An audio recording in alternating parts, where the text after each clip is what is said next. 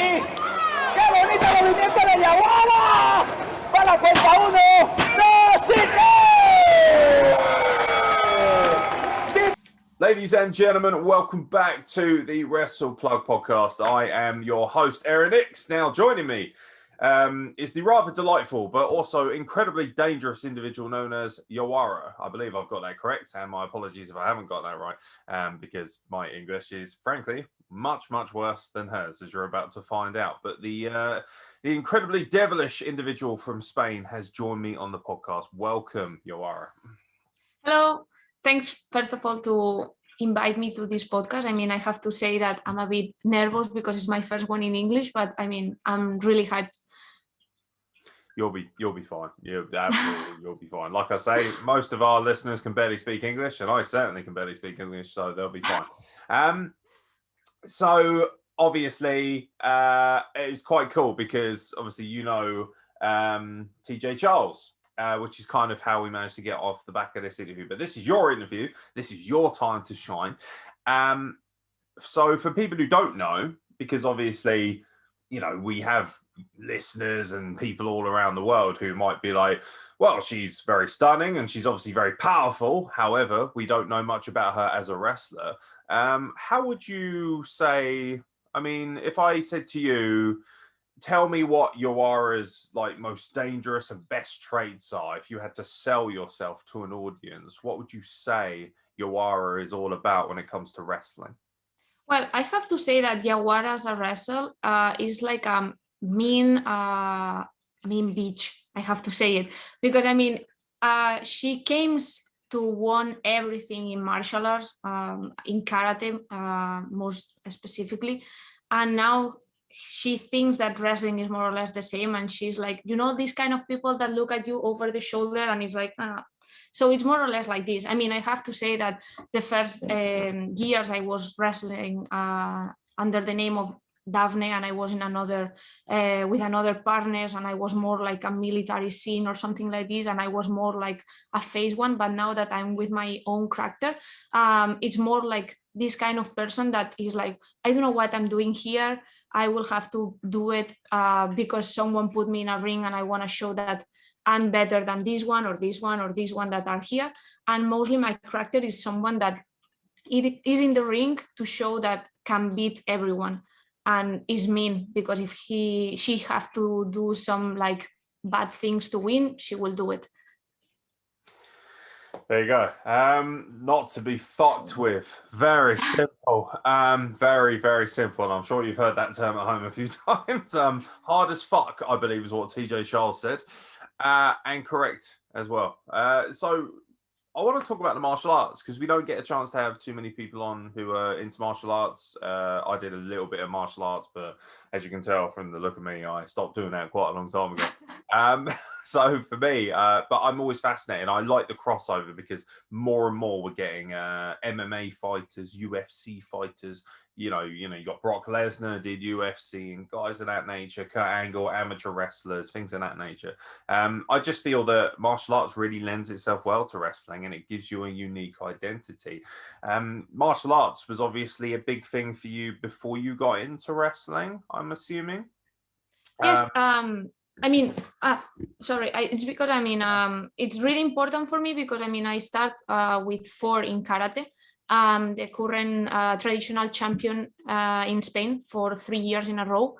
And in katas, but I also do kumite, that is like the combat one.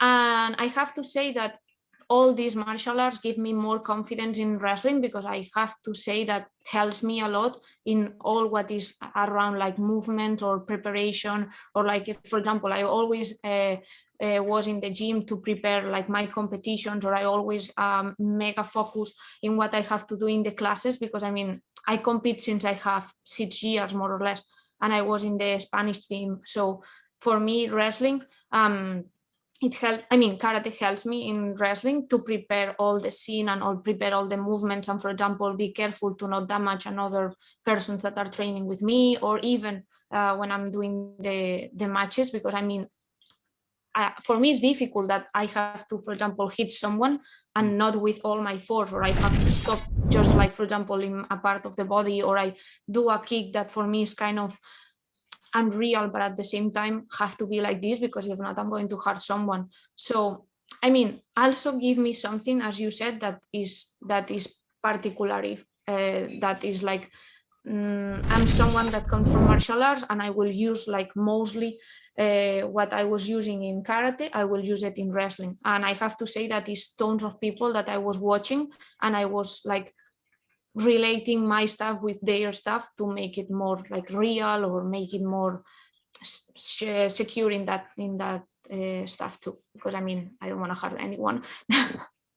No, and I can imagine you could with one very easy, well-placed kick. I was actually going to ask you what it's like trying to pull back. Like for me, I quite liked shooter wrestling and things of that nature, catch wrestling. So for me, it was about continuing but not cranking it, you know, that kind of thing, like making sure it's not too vicious from that regard. But obviously you answered that pretty well, and I imagine it takes some time to kind of adapt to the wrestling style. Do you find yourself now, because you achieve so much as martial arts, representing your country, which is an amazing achievement, and obviously winning so many titles, would you say that although martial arts is obviously, I imagine, still quite big for you and still part of your identity, are you moving more towards wrestling now and not competing in martial arts as seriously? Well, I have to say that now I'm 50-50, because I'm in a position right now that for my age, I'm quite old in karate. So yeah, I have to say that I'm only 27, but the It's almost biggest the impressive. biggest moment or the momentum that you have in karate is when you have your early 20s or 25. Even if the current world champion, that is a Spanish girl, she have like 34 or 35, but I mean, it's because she was like there till since she was younger. But I mean, in my case, now we have less competitions. I'm kind of like refereeing some competitions for like young girls or young boys, because I prefer like still being there and helping. But at the same time, I think that I'm like transitioning to wrestling more, because I feel that I have more opportunity right now, because it's not something about age, or it's something about like if you achieve something that year. Is more like that if you have that opportunity, you do it well, and then people keep going, calling you, or you keep going to shows, or I mean, you keep posting things in Instagram and people like it, or in Twitter, because I think that it's also a good point now to promote yourself. But I think that I mean, before the pandemic I was 50-50, but now I think that I will have to transition more to wrestling, because I have more things to do right now than in karate. Yeah, and wrestling is really cool, and it's weird because wrestling is one of the most high impact things you can do from a physicality standpoint, and yet you know people can do it to such a later age than they can sports, like professional sports, especially like you say, like you know I had dreams of being a footballer, like pretty much every young lad does, and you know that's the kind of thing where if you're not kind of ready to play at the age of 15, 16, you're just not going to really make it. There are rare, you know, stories of people who may have made it slightly older, but yeah, like you say, it's, you know, any kind of professional sport, you need to be kind of doing it from such young age. I think you mentioned the fact that you were 6 when you started karate, so you know, and that's a wild age. I mean, I can't imagine, I can't even remember what I was doing at 6 years old, but it sure as hell wasn't kicking people's heads in. If anything, Maybe I the was Game getting Boy mine. or something. Yeah, probably. I don't know. I was probably just eating jelly and being a fat idiot. It's not much different from it is now, to be honest, 30 years on. So here we are. I just think it's really depressing when you were like, yeah, 27's old. I was like, oh, God, I am really old then. Right? I mean, Mid-30s. I don't feel old, but they treat me as I'm old, and I'm like, oh, please. Yeah, it's a bit harsh, isn't it? Like, yeah, it is what it is. You're in the prime of your life. So wrestling, obviously you would have transitioned into wrestling. Was wrestling something you always loved, or was it a case of martial arts helped you find wrestling as a new passion? No, I have to say that I was always a nerd of wrestling, because I mean, my dad was a big nerd of wrestling, but he didn't tell me anything in years. And then one day in the Spanish television, I saw a match. I think that was Batista versus Rey Mysterio or something like this in SmackDown, because they put like some clips in the Spanish television. And I was dealing with my parents, and I was like, "What the fuck is that?" And my my parents were like, wrestling, well, in Spanish is called pressing catch. And I was like, okay, and what is that? My dad was starting telling me about the Undertaker, about Kane, about Cactus Jack, and all, even like Triple H. And I was like, why you don't tell me these things? And he's like, oh, because I don't think if you are going to like it or not. And he's like, what? So then I discovered that when I was, I don't know, like 12 more or less. And since there, I remember that I was telling my dad I need to watch more of that. So he was downloading me pay-per-views, Raws, Smackdowns. And then when I was in an age that I was controlling internet, I'm not all day with the Game Boy or the PlayStation. So I was downloading more stuff like, I don't know, like Japanese wrestling or Ring of Honor, or I don't know, like something Mexican, I remember too. And I was like into that world that in a way also like helped me to like grow in that way, because I was always the nerd in my high school. So I didn't have a lot of people that was talking about wrestling or about these things. So I was like in my group of friends talking with wrestling. I was secure, and for me it was amazing that I discovered that, because it helped me to grow and to be more confident with myself. Or I mean, I discovered a wall and for me it was kind of like, why I don't discover that before? And I mean, then when I saw that they come here to Spain for some shows, for me was amazing see them like, I mean, that they were real, that you can touch people. I mean, I remember go for a sign, um, like, and it was like Shelton Benjamin, I think, and Maurice there. And I remember that they were like, I think you are the only girl that I saw in the queue. And I was like, oh, so I don't know. I mean, for me, it's not something that I discovered like 1 or 2 years ago. I think that I had it always with me. Yeah, it's quite cool actually, because you find that a lot of people with martial arts backgrounds, combat backgrounds, that they discover wrestling as like a new kind of thing to get into, as opposed to being genuinely huge fans. You know, Brock Lesnar is the best example of that. Hates wrestling, you know. It's just, I mean, Brock Lesnar hates everyone, to be fair. And you know, when you're that size and that angry looking, I'm not surprised. But um, the thing with obviously translating over to wrestling and things of that nature is, first of all, you've still managed to get into wrestling at a really young age, so you've still got a long career, fingers crossed. When you first got into wrestling, when you first kind of moved towards it, was it a case of, because like I spoke to TJ Charles, the scene in Spain has taken quite a long time to get to a point where it felt like it was becoming a big deal. But right before COVID hit, it was starting to get its boom, especially as Britain has kind of been not winding down, but we've had a few hits and unfortunate incidents. And, you know, it feels like our scene has taken a few hits. So people have been looking elsewhere across Europe. And I feel like as well, as people were getting their experience here, they were starting to move abroad, going to places like Italy, going to Spain, going to Belgium, going to France. Germany is obviously a huge port of call now as well, with WXW and everything involved there.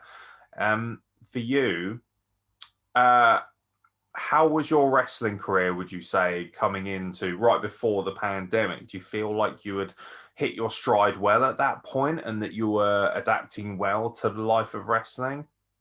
Well, I have to say that I start, as you said, quite young, because I start more or less like 5 years ago. But I start because my parents weren't allowed me to start training, because for them was dangerous, and I was like, I was doing karate. What is going to be more dangerous than that? Like, what the fuck? And it was my Christmas present. So I started 5 years ago. And then I had to stop because I had like some issues, like personal issues. And then I returned 2 years ago. And when I returned 2 years ago, I was kind of more focused of like improve myself, like see what could be my limit or what can I reach in wrestling. and I start like being training like 2 or 3 days a week with gym and also with karate. I was like in like such a big like I was like not like massive as Beth Finnett, but I mean I was like fit, you know, and I was preparing to try to go more often to UK because I was making contact with people in Eve. I was making contact with people in Italy. Also, I was having like a tryout in Ireland in the wrestling, the company that also TJ was there and have friends there. And they give me the opportunity to have a match, and they said like, I really like how you do it, so why you don't come more often? And I was like, oh fuck, I think that I'm doing it great. And then it was a moment. I think that also TJ was talking in the podcast before that we were also reaching a moment that we had tickets and we had contacts with promotions to go to USA in the WrestleMania week. And I had matches with Japanese people, with UK people here in Spain, in Madrid. So I was kind of like, okay, Daphne, you are arriving to a point that maybe you can wrestle more often, and maybe you are doing something that people like it because they are keep calling you. But then 10 days before the pandemic, 10 days before we went to WrestleMania, the pandemic starts. So it went all like, ooh. So, also in the middle of the pandemic, I have a surgery, and I end just the rehab more or less now, like 2 weeks ago. And I have like some problems with my feet. So I was also kind of like, fuck, why I have to end now, or why I have to be stopping now that I was like, you know, like increasing my moments of like I can be more in more companies or in more schools doing trainings, and the people will know me more. And no, all stops. But at the same time, I feel that I stop in the best moment because I cannot do anything with the pandemic. So it's better that I have the surgery now. So I really hope that now that in the next month, more or less, I will return to training. I hope that that momentum that I was having doesn't stop, that the people still remembering that was someone here in Spain with pink hair that was kind of a good person or a good wrestler, and they still want me in the shows. Yeah, you mentioned the fact that WrestleMania weekend, which is kind of like a great amalgamation, because some people may not realize, particularly if they're not passionate about indie wrestling like I am, and like we are, obviously, that when you get to WrestleMania weekend, it's not just WrestleMania. There's actually every indie company like all comes into that area. You know, we've seen like shows being run by big companies as well, like Ring of Honor and New Japan when they're in New York at Madison Square Garden. And, you know, it's a place where everyone can get a chance to wrestle, essentially, if they can get a booking, which is great. You mentioned Pro Wrestling Eve, which, of course, some people would argue is probably... I would say it's definitely the biggest women's promotion in terms of British wrestling. It's actually quite disappointing in a way that there isn't more of all women's wrestling in Britain, because women's wrestling is, you know, obviously I've been saying this for the best part of 4.5 years on our podcast, but we're huge fans of women's wrestling. And I believe that, you know, it's not hyperbole. I truly believe that women's wrestling is as good as men's wrestling. Definitely, and particularly now, and when you look at, you know, the abilities that the women have put forward in places like TNA, with the knockouts and the way they brought things forward, and then what obviously WWE did with the evolution and things like that, and the revolution, so to speak. Women's wrestling belongs on a card, and it belongs, you know, with an equal measure for a lot of, you know, these cards. Women have proven themselves to be just as good, if not better, a lot of the time, and that's why intergender wrestling has really picked up as well. I wanted to ask you, what's your interest? Do you have any interest in intergender wrestling? Because I imagine you can probably kick most men's heads off as well. Yeah, I'm totally in of intergender matches, because I have to say that, I have like 50-50, because I have to say that they always put me in intergender matches because we don't have more girls here in Spain, or the few that are, for example, in Madrid, or are one in Andalusia, or it's also another one here in Barcelona. But I understand the bookers that they don't want to put always like the same people against the same people. But at the same time, I always like try to push that not only import guys, import also girls.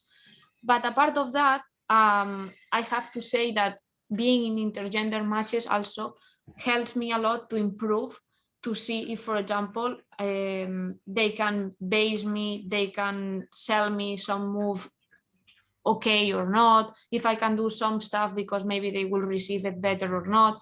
And I have to say that also prepare me in a good way when I had just girl matches, because I was like, okay, if I can, for example, being kicked in the face for a guy, I think I can be, I don't know, like punch for a girl. I mean, we have the same force, we have the same qualities, and we have the same, but at the same time I feel that I always being around guys, so I feel that if they have to murder me, they can do it because I will be I will be okay. But I mean, I also know people that they don't like the intergender matches because for them are not like pure or have to be only girls and girls and boys.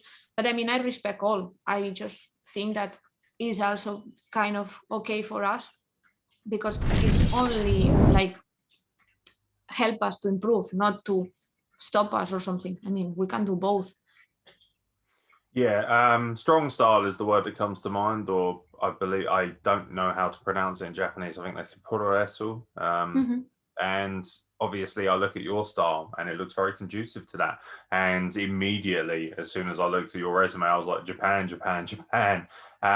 You know, it's a great place to go. They take their wrestling very seriously. I love the more MMA based style of Japanese wrestling, and I like how real it feels. And as a miserable old man, I feel like, you know, I want something that looks a bit more real and a bit more, you know, aggressive. What's the passion like for going and working in a place like Japan where you can really apply yourself and really, for lack of a better term, lay your shit in very nicely? I mean, I would love to go to Japan. I mean, it was also one of my goals for last year because a part of go to the WrestleMania week, because the RCW company is related, I think that is with Marvelous and TGPW. That's because another wrestlers are coming. It was another girl that went last year and then she had to return because of the pandemic. But I mean, technically the next one it was going to be me. I didn't know any dates. I didn't know anything because also I was working and I didn't know when I was going to have my holidays off or something, or my days off to go. But I mean, I was really in to go because for me it will be a dream. I mean, it's tons of people there that I really like it, and I mean, be training there is more or less like how I train in karate, so it will be more or less the same. And for what I know from the people that was there, like guys and girls that went, it's fantastic and they treat you amazing. So it was going to be a dream to go there. Yeah, for me, in many ways, I mean, I had Heidi Katrina on, who is part of Sendai Girls in Japan, and an amazing athlete, an absolute, you know, Amazonian of a woman. And it feels like it's very much the excuse me, it feels like it's the pinnacle of women's wrestling right now. But that being said, women's wrestling is big everywhere, and you're seeing more and more all women's shows, all women promotions, things of that nature. And that's why I find it slightly disappointing that there isn't more of that in England. In particular, I think Bellatrix and Eve are kind of like really the only you know, strong places where you can get all women's wrestling, and there are no men running around, and which is, you know, honestly quite preferable, I imagine, for quite a lot of people at this point, unfortunately. So in terms of working abroad, how much experience have you had working abroad? Have you had the chance to work in the UK? Because I know you mentioned briefly tryout matches on and things of that nature, and I know that TJ is very, very keen to work abroad as well. For you, where's kind of the next good landing spot for you? I mean, I have to say that about matches, I only have the opportunity to have matches in Ireland, but I went to train to Eve a couple of times, not because I don't want to go anymore, it's just because I was working and my schedules were a bit like meh. But I had really good friends there. They also come sometimes here to Barcelona, and we like help them or help the boyfriends that also are wrestlers to be wrestling here, and we talk sometimes. to see how it's going on, and I really want to go again to Eve and to other companies that can be in the UK and see if I'm still okay in training and they want me to use in any match. But at the same time, I really want to go again to Ireland because I was also training in OTT, and when I was there I felt that maybe I'm not too bad because I was doing all what they were doing to tell me. I was like improving also. I was like, oh, maybe I cannot do that, but come on, do it. It's your only one day here, so if you fall, I mean, it's your only opportunity. They have to see that you are willing to do anything that they told you in the trainings. So I mean, I want to return for sure, just like to be in trainings and like show them that I can do a match, that I can be also like talking with the people and I cannot have any problem like understanding how, for example, planning a match is, or I want to do that, or what do you want to do that, or for example, one of my perspective when, for example, I was wrestling here with Nightshade against Mina Shirakawa in the Japan weekend, that was like a Comic-Con. For me, it was mega like a good point for me, or like mega hype for me, that I was understanding all, that I was following all their instructions that they told me. That was I mean, I remember that they told me like, oh, why you don't come to the UK, or why you don't come to Ireland. So for me it was like, oh my god, maybe I'm not doing it bad. So is that I want to go to all the places that I can in the UK and the Irish scene, and also if I can go to any European school or academy, it will be also fantastic. It's just time that I can go there. Yeah, time, money, effort. People don't realize it's expensive, and particularly with imports and things of that nature. You know, as somebody who's kind of fleetingly worked at different little British promotions and that, I know how difficult it is to make room in a budget for international talents and to get people over, because people forget, you know, there are flights and expenses and accommodation and things of that nature. You know, it's not as easy as it should be. Me personally, if budget wasn't an issue, you and TJ would be on the first plane because of the quality that you obviously show. OTT as well, I think people need to realize that is the pinnacle of Irish wrestling, and they train in such a professional and high-paced atmosphere, you know, and you know, everyone's welcome, but you know, they expect the best out of you. So if the fact that you can hang in that environment, I think speaks volumes about how good you are as a wrestler, how well you're able to adapt, because not everybody can do it. Like for me, I would die within 5 minutes doing that kind of style. You know, I'm still trying to work my way towards the correct conditioning to know that I can, you know, handle myself well enough in the ring, which is why, you know, as I'm somewhat of a trainee, I have the ability, well, I'm afforded luckily the opportunity to work with people of a similar kind of experience level, but also I've had the opportunity to even wrestle a British Hall of Famer, which was great, because then I'm able to kind of test myself and see how far I can take my level up. And there are levels to wrestling, as people know. Yeah, I'm amazed at how charming you are for somebody who could quite literally kick my head off just like that. So, which I appreciate very much. And I appreciate that despite the nerves, I feel like you've handled yourself very well on this podcast. And that speaks volumes about your professionalism as a wrestler. What's the big dream for you? Because every wrestler has a dream: go to WWE, wrestle at WrestleMania, beat up John Cena, that kind of stuff. What would you love to do before wrestling, you know, the final curtain draws on your wrestling career? I think that I'm like half and a half, because my kind of like realistic dream is go to Japan and train there and have matches there, because I mean, I think that are like thousands of people there that I know that I want to have a match with them. For example, one of my biggest goals is have a match with Miyu Yamashita, because I know her here in the Japan weekend. She also comes from karate.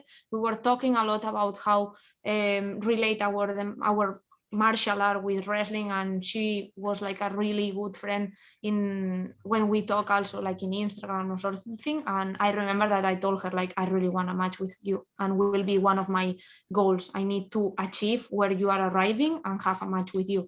But then I have to say that I have another, not like as this realistic one, that I want to arrive to be signed to a big company like WWE, like Ring of Honor, like AEW,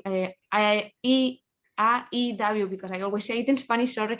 But I really want to be signed in one of these companies and be like, hey, I'm a Spanish wrestler. We also have good Spanish wrestlers here. And I mean, I can be like a kid that it will be like a reference from the Spanish wrestling, and I can be there like also as a woman, because I think that also we have to be also like making a path in wrestling scene, because I mean, not all the persons think that women's wrestling is still wrestling. There's still people that thinks that we are the bathroom match. So I would like to be in one of these promotions to show that we are not just like, when I will go for a Coke and I will return. No, we are not this kind of match.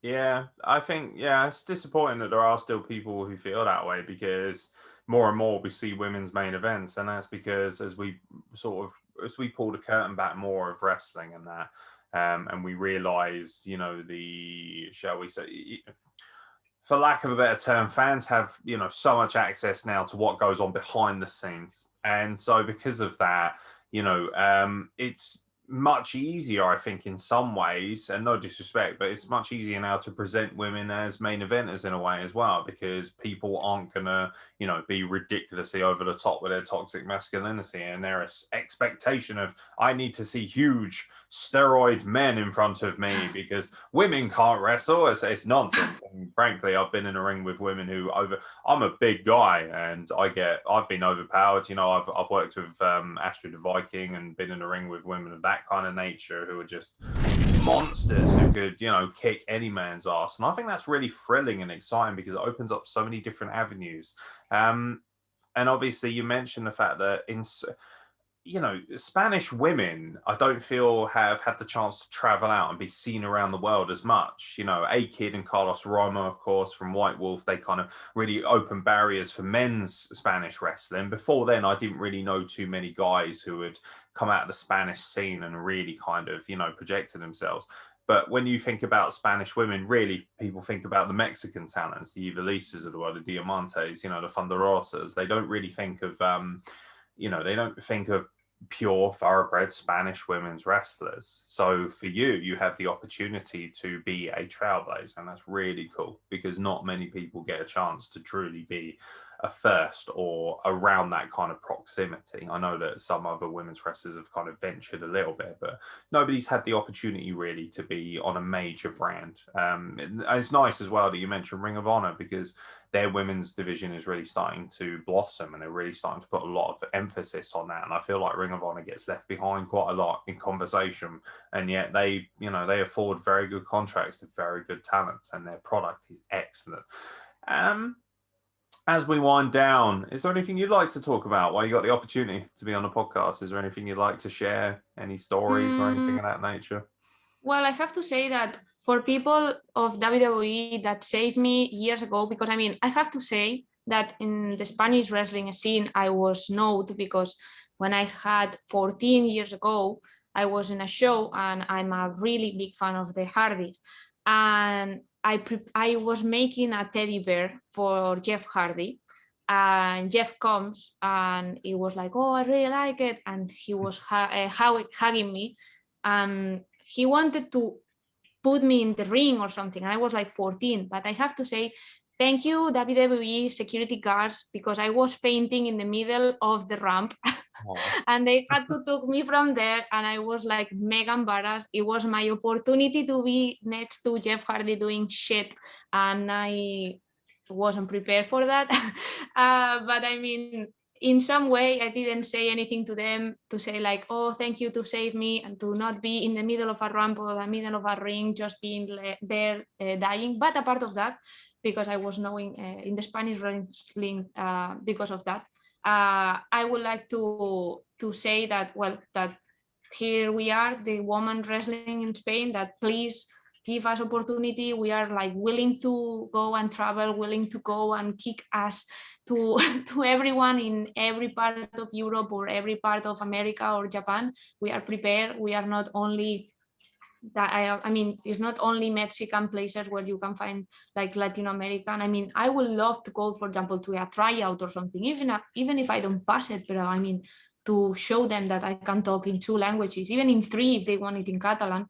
But I mean that we are here prepared, and I think it's all. I mean, I think that I can be talking about wrestling about, I don't know, like hours and hours, because I'm a fucking nerd.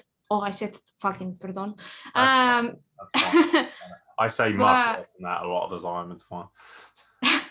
but a part of that, I mean, I wanted to go everywhere. So if you wanna see matches or are in YouTube, if you wanna have me in trainings, I will be like putting all my money to go to trainings or academies or something. And I mean, I think it's all, and buy my merch.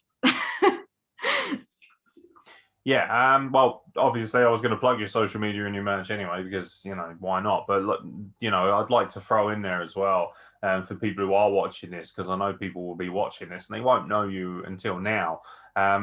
To check out Spanish wrestling in general. You know, Riot has put on some fantastic shows and he's bringing over some really great talents. And one of my friends, Lila Carl, got to work over there. You know, somebody who's very important to me, a really close friend of mine. And, you know, it feels like it was right before the pandemic, growing in the same kind of trajectory that the British wrestling was. You know, it was becoming bigger. It was becoming a unique and individual identity where, you know, you would talk about Spain and go, Spain's indie scene, we all need to go over there and check it out. And I think it's important that vice versa as well, that, you know, guys and girls who have the opportunity, go to Spain, go and learn to train elsewhere, go abroad, go and try a different style. You know, it's important to kind of go and see different cultures. Don't be afraid to go and travel. You know, it's not nearly as scary as the news tells you. Like, you know, it's a fun experience to go abroad and see wrestling. And, you know, I remember going to places like Ireland, and I've seen wrestling in other countries as well, and you just think, yeah, it's very cool, it's very unique, so check it out. Where can people find you in terms of social media? Well, you can find me in Instagram, that I'm calling Yawara Warrior. Then in Twitter is Daf Yawara with PH, because my name is Daphne, but in Spanish that is with F. And you can also find me in Big Cartel, that is also yawarawarrior.bigcartel.com, that you can see my merch. But I mean, I have t-shirts and photos. And I think it's all. I mean, I have Twitch also, but I mean, I don't use it because I don't have time to be playing. But I mean, I think it's all. I think I said all my social media now. And I mean, I have to add that, yes, I mean, come to come to Spain and watch our shows. I mean, I know that sometimes we have imports, but we also have really good people here that they also travel to another parts of Europe, and they are trying to get into the indie wrestling here in Europe. And I mean, we also put all our effort to do some really good shows. And because I also was like in the how is called, like the meetings that we do, like the booking team, to do like really good shows, and we are putting all our effort to do it and be like Triple, for example, that now are mega well known in Europe, and we are trying the same here in Barcelona, and for sure in other places in Spain we are trying the same. And I mean, it's just like to add that we are really nice people. We all talk in English, or we are at least trying it. And I mean, if you come and, for example, said like, oh, I didn't find a place to stay, I mean, we are always having people in our home to be like kind with them, because we know that, as in Latin is saying, that is quid pro quo. If you do something for someone, that person also will do it for you in a future. So it's like kind of like make contacts in wrestling. If you are nice with someone, that person will be nice with you in a future. So I mean, we are like this in Spain. We are nice people. Come. Yeah, I just as a final thing, I always say this on our podcast, particularly when we just do our own kind of like coverage of things. We used to do a thing called Indie 50 where we would just talk about indie wrestling for an hour. And I always say to people, contact us. You know, if you don't want to contact the wrestlers directly, because some people are a little bit anxious about that. They don't want to upset wrestlers who might be able to kill them with their bare hands, Yawara. So, you know, but obviously contact us as well. We know so many different companies abroad. If you want to get into Spanish wrestling, for instance, we can show you links. We can send you in the right direction. You know, I'm sure Yawara would be more than happy to speak to you and show you so much of what's going on in that scene. And that goes for any country. If you're interested in something but you don't know where to find it, don't be afraid to ask. You know, if you don't ask, you don't get. That was always something I was taught as a kid. You know, you've got to ask people to find out where to go. And I love the fact that in Spain there's a kind of unity of, you know, looking after people, letting them crash and things of that nature. I've always said to wrestlers that if they're localized to me, they can always crash on my couch for whatever reason, because I think it's, you know, I know what it was like when I had no money and nowhere to go. And I know, you know, just sometimes giving someone an opportunity can really actually blossom into something really special. And you don't realize just how talented a lot of these people are. And all they need is an opportunity. So if you want to know anything more about Spanish independent wrestling, contact ourselves. But most importantly, contact the people who are involved in it, like Yawara, like TJ Charles. These are people who will be able to help you and direct you in the right way. And obviously buy some t-shirts, because it always helps. It really does. I always try my best to buy a t-shirt from every wrestler I have on, just because, you know, you pay it forward. You really do. If you can pay it forward, you can help people out. Thank you very much for joining me on the Wrestle Plug. I know it's a bit of a different and unique experience. This is the first time I believe you've been on an English speaking podcast. My apologies that I can't speak much in the way of Spanish. Right before you do go, an opportunity to speak in your local and native tongue. Is there anything you'd like to say to any Spanish fans who might be checking this out? Well, first of all, thank you for the opportunity to be in the podcast. I really appreciate it, because it's my first time in English, as you said. And I mean, I was really hyped to do it, and I have a really nice time. And well, in Spanish, escuchar el programa porque está súper bien, os lo pasáis súper bien. Si no tenéis un buen nivel de inglés, tampoco pasa nada, porque se entiende perfecto. Y obviamente apoyar el wrestling español, apoyar a las chicas que están entrenando aquí en España, porque somos muy poquitas, pero tenemos mucha hambre y queremos estar en toda Europa, en toda América, representando el wrestling español. Beautiful, beautiful. It really is one of the most beautiful languages on earth. It's stunning. Yeah. Yawara, thank you very much for joining me at the Wrestle Plug. I really look forward to having you back on. I know I said to TJ and other people, yeah, you always have a home at Wrestle Plug. If you want to come back on, hype your dates, let everybody know where you're going to be. You'll always be welcome here. Both of you will be. Thank you for giving me your time, and I really look forward to seeing you over here. Fingers crossed, you know, even if I can help and get you some bookings over here and stuff, I will, because people of this kind of scene, I think, would love to see something a little bit different. And I think you offer that to a lot of people, and there's a lot of great talents. And once everything's sorted, I'm fully vaccinated now, so I'm looking forward to coming over to Spain as well and watching shows and covering them for the podcast. You never know, you might even see me on comms one day if you're very lucky. But for me, I'm just grateful that people like yourself take the time to speak to me. So thank you for coming on the Wrestle Plug. Thank you again for the opportunity. And of course, if you come to Spain, you have a home here. So come wherever you want. Yeah, I mean, the food alone is a very alluring process. Just oh, I will make you tortillas and a lot of things. So. Oh my God, I'm just going to move in. Forget it. I had tortillas. I was like, that's game over. I'm game over, man. Yep, gotta move and find myself a lovely Spanish wife now. That's how it works. But yeah, no, I love Spain. I love the culture, and it's also a huge honor to think that you are legitimately our first Spanish guest. So thank you very much.